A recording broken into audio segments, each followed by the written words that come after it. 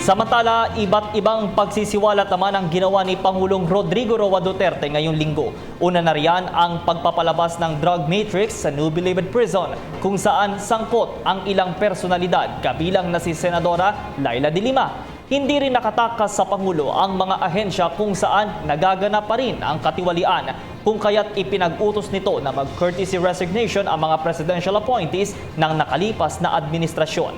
Ang mga iyan, balikan natin sa ulat ni Sweden Velado. Sa pagsisimula ng linggong ito, hinikayat ni Pangulong Rodrigo Roa Duterte ang business community na maging katuwang ng pamahalaan sa pagkakaroon ng kaaya-ayang kapaligiran sa larangan ng pamumuhunan. Sinabi ito ng Pangulo sa oath-taking ng Board of Directors at officers ng Philippine Chamber of Commerce and Industry, Employer Confederation of the Philippines, Philippine Exporters Confederation at Philippine Franchise Association sa Malacanang. So, tulungan ninyo ako dito because I'm trying to create the environment for really to do business, especially in Mindanao. If perchance I could hit a deal with the left, we're halfway through. And maybe the indication that they are really willing to talk is they allowed their compatriots to join government service. So that's one. Kasunod nito, binalaan ng Pangulo ang umunay presidential appointees na mga nakaraan pang administrasyon na umabuso na sa kanilang mga pwesto. Sa harap na rin ito ng ipinalabas na memorandum circular kung saan binigyan ng 7 araw ang presidential appointees na magsumite ng kanilang courtesy resignation. I was moved to declare all positions vacant for those who are appointed by the President. And even if it is, well, of course, do not wait for the reason because it is always graft and corruption. So if I will ask your or demand your resignation, it only means one thing. That the Filipino, through me, the appointing power, has lost its confidence for you to handle the affairs of government in the regulatory bodies and agencies. Hindi ko malaman kung ano itong. You know, I've been trying to warn everybody, and I was hoping that I would not have to name them, and for the reason that I ask those who are involved in so many wrongs to resign before I take my oath of office. Apparently, itong sa probinsya, though no fault of Galvante or Attorney Delgra, they have nothing to do with it. Corruption starts even upon the filing of papers. And sa probinsya ho, madalas pa rin.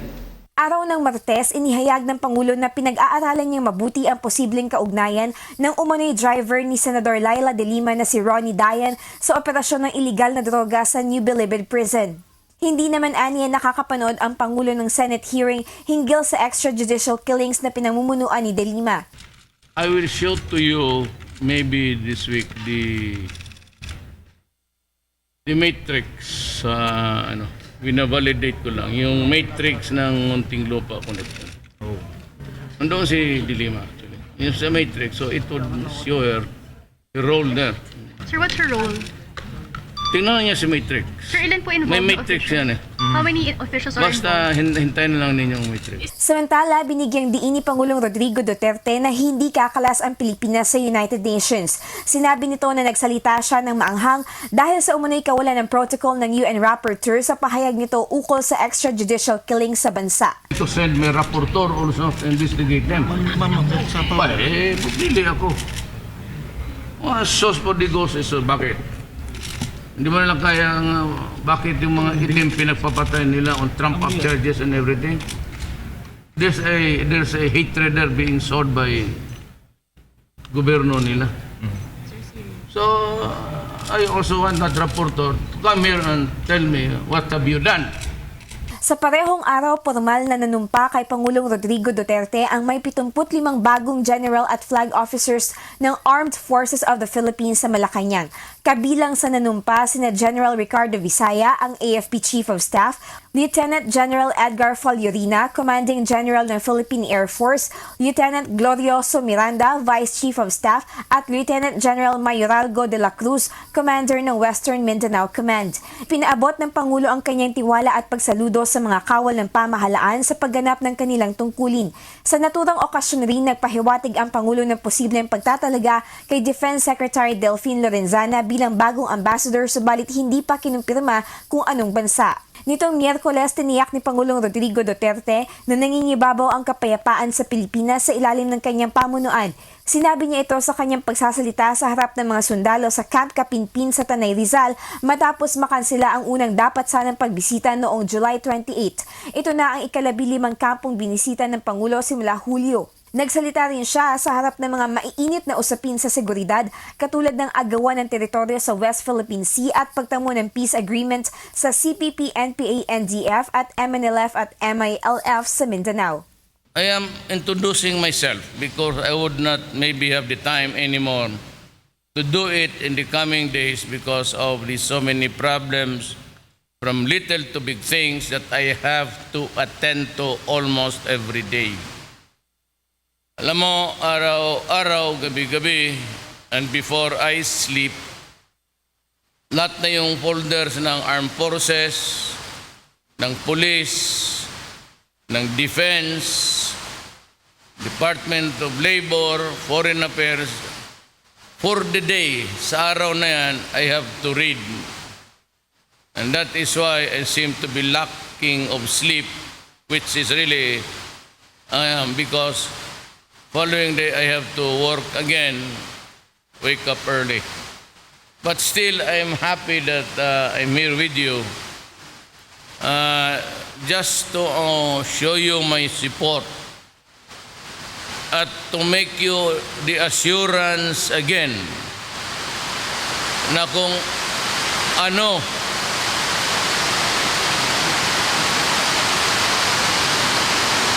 may kwarto ba tayo matulugan dyan? Giit ng Pangulo, ang pagpapalakas ng Armed Forces of the Philippines ay hindi dahilan para gumawa ng marahas na aksyon ang Pilipinas sa usapin ng agawan ng teritoryo.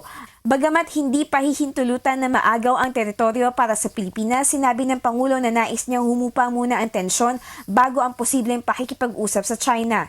Well, I'd like to name them public. I hope China is dealing with us in good faith. They seem to be conciliatory. But we are not insisting on the arbitral judgment. I know they are listening to us now. Nahihigop nila tayo sa satellite. Pero they better come up with ano ba talaga ang gusto nila. Because whether we like it or not, that arbitral judgment would be insisted not only by the Philippines, but by the whole countries dito sa Southeast Asia. Matapos ito ay dumiretso naman ng Pangulo sa Camp Jeronimo Cabrera sa Taytay Rizal para magpaabot ng pakikiramay sa mga kaanak ng namatay na pulis na si Senior Inspector Mark Hill Garcia. Namatay ito sa kalagitnaan ng anti-illegal drug buy-bust operation sa Antipolo City. Nalulungkot ang Pangulo na sa isang araw may average na 2 pulis na namamatay dahil sa malawakang laban kontra illegal na droga. And I am really very sad because whether we like it or not, we have to die and we have to fight the menace of the drug crisis in this country.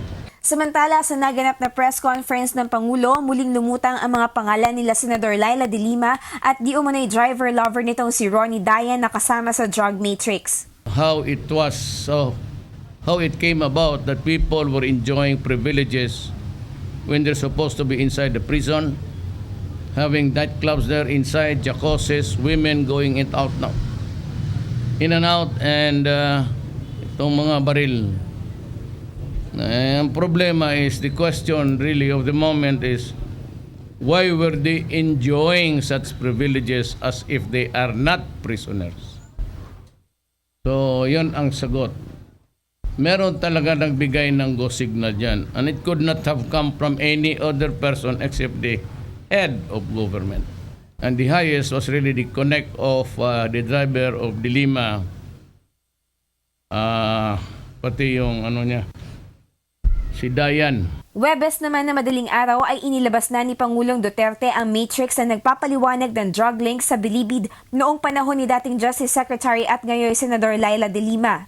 Makikita sa matrix ang mga pangalan nila De Lima, dating Justice Undersecretary Toti Baraan, Pangasinan Provincial Administrator Rafi Baraan, dating Bureau of Corrections Chief Franklin Bucayo, Urbistundo Pangasinan Mayor Raul Sison, Pangasinan Representative Amado Espino, at ang sinasabing driver-lover ni De Lima na si Ronnie Dayan. Sa nasabing matrix, ipinaliwanag ang pagkakaugnay-ugnay ni De Lima at ng 6 pang malalaking personalidad sa paglaganap ng kalakalan ng iligal na droga sa Bilibid.